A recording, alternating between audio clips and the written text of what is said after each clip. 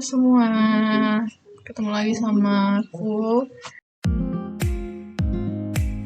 Halo semua, selamat pagi, selamat siang, selamat sore, selamat malam, kapanpun dan dimanapun kalian nonton video ini. Kenalin, nama aku Rizka Mustara, NIM C24190067 dari Departemen Manajemen Sumber Daya Perairan.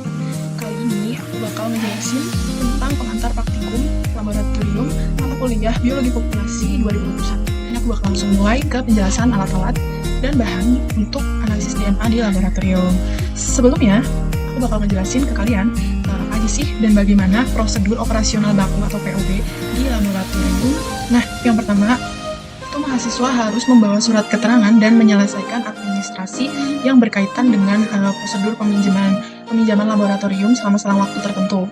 Terus jam kerja laboratorium itu sendiri dimulai dari pukul 8.30 hingga pukul 15.30. Nah, untuk masuk ke laboratorium, kita diwajibkan untuk memakai SOP laboratorium, yaitu jas lab dan juga alas kaki yang bersih. Nah, setelah itu, kalau udah selesai kita menggunakan laboratorium, kita harus wajib banget membersihkan semuanya dan menyimpan alat-alatnya di tempat yang seperti semula.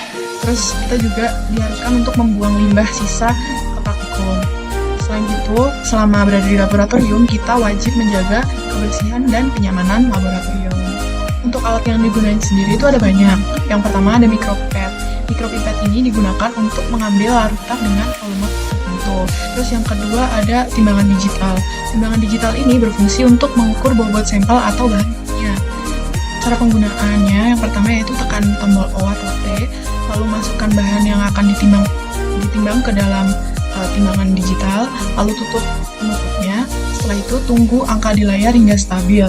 Setelah itu angkat dan bersihkan kembali sampel dan lakukan kalibrasi dengan menekan O atau T dan pastikan keadaannya itu bersih dan rapi setelah digunakan. Nah, yang kedua adalah vortex. Vortex ini gunanya untuk menghomogenisasi larutan atau sampel. Cara pemakaiannya, yang pertama hubungkan ke arus listrik, lalu tekan tombol on. Atur kecepatan dengan memutar tombolnya, letakkan sampel di piringan pemutar yang berwarna hitam di atas itu, lalu setelah penggunaan kembalikan tombol ke posisi semula atau ke posisi off. Selanjutnya lepaskan penghubung arus listrik dan pastikan mesin vortex ini berada di dalam keadaan yang bersih dan rapi. Selanjutnya adalah mini incubator. Ini gunanya untuk mengontrol atau menjaga suhu di dalam inkubator. Cara penggunaannya yang pertama yaitu hubungkan ke arus listrik, tekan on di belakang mesin, lalu atur suhu dan tekan start. Setelah suhu sesuai dengan yang diinginkan, sampel dimasukkan ke dalam lubang inkubator. Setelah penggunaan, ambil sampel dari mesin dan lepaskan penghubung arus listrik, lalu pastikan mesin dalam keadaan yang bersih dan rapi seperti semula. Alat selanjutnya yaitu hot plate stirrer. Ini gunanya untuk mengaduk, mencampur, dan menghomogenkan larutan kimia dengan menggunakan medan magnetik. Cara penggunaannya yang pertama yaitu hubungkan ke arus listrik, letakkan gelas kaca, putar kembali heat, dan atur tingkat pemanasannya. Setelah penggunaannya, putar kembali tombol heat dan stirrer. Setelah itu, lepaskan penghubung arus listrik jika sudah tidak digunakan, dan pastikan dalam keadaan yang bersih dan rapi kembali. Selanjutnya adalah elektrofores. Ini gunanya untuk memisahkan komponen atau molekul bermuatan berdasarkan perbedaan tingkat migrasinya dalam sebuah medan listrik.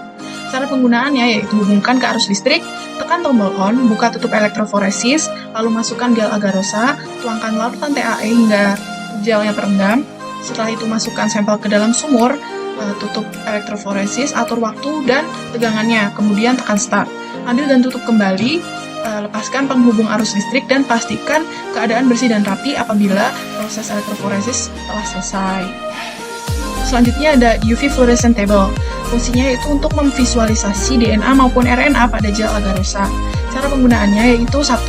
Hubungkan ke arus listrik, buka kaca penutup, dan letakkan gel agarosa di meja UV. Selanjutnya tutup dan tekan tombol on. Setelah penggunaan UV, kembalikan tombol ke posisi off.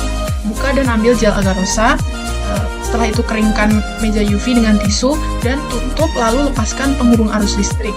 Dan jangan lupa pastikan keadaannya bersih dan rapi sebelum disimpan. Selanjutnya adalah mesin PCR. Ini digunakan untuk amplifikasi gen. Cara penggunaannya yang pertama yaitu hubungkan ke arus listrik, tekan on di belakang mesin, pilih amplification, masukkan program, buka tutup mesin dan letakkan sampel di dalam plate. Setelah itu tutup kembali dan tekan start. Nah, apabila amplifikasi telah selesai akan ditandakan dengan bunyi. Kemudian tekan finish. Ambil dan tutup kembali mesin PCR, lepaskan penghubung arus listrik, lalu simpan dan pastikan keadaannya bersih dan rapi.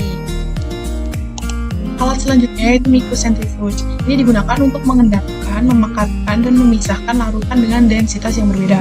Larutan ini adalah larutan natan dan supernatan. Cara penggunaannya yaitu yang pertama hubungkan ke arus listrik, tekan tombol on yang berada di belakang mesin, lalu buka tutup mesin dan buka tutup plastik. Setelah itu, masukkan larutan dalam tube. Letakkan di kedua sisi dengan seimbang, lalu tutup mesinnya, putar tombol pengatur kecepatan dan putar tombol pengatur waktu. Lalu tekan untuk menyalakan mesin. Setelah penggunaannya, ambil sampel, lepaskan penghubung arus listrik, lalu pastikan keadaan bersih dan rapi sebelum disimpan.